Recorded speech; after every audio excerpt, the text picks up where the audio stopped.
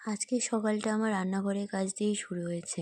ওই যে তোমাদের দাদাভাই দোকানে যাবে, ওই এক তাড়াহুড়ো। একদিকে হচ্ছে জল গরম, একদিকে ওর জন্য খাবারটা আজকে রেডি করে নিয়েছি। দাঁড়াও, তোমাদেরকে একটু পরে দেখাচ্ছি।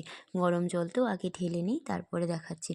এই দেখো, আজকে ওর জন্য করেছি ডিম পোলাও। ওর আর আমার দুজনের একসাথেই করে নিয়েছি। ওরটা প্যাক করে দেবো আর আমারটা রেখে দেবো, আমার দুপুরে হয়ে যাবে।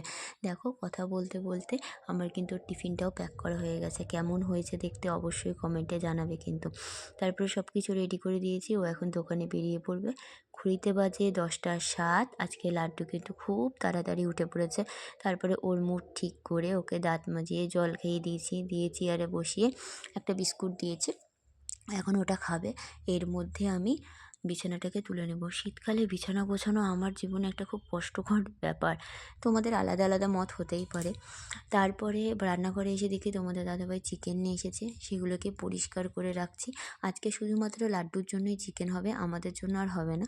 সেই মতো ওর জন্য অল্প করেই পেঁয়াজ রসুন আদা আর সবজিটাকে কেটে নিয়েছি। সবজি বলতে ও যেগুলো পছন্দ করে, যেমন গাজর, ক্যাপসিকাম, বিনস এগুলো। আর একদিকে দেখলে তো জল গরম হচ্ছে, একদিকে ভাত হচ্ছে, একদিকে লাড্ডুর চিকেন হচ্ছে।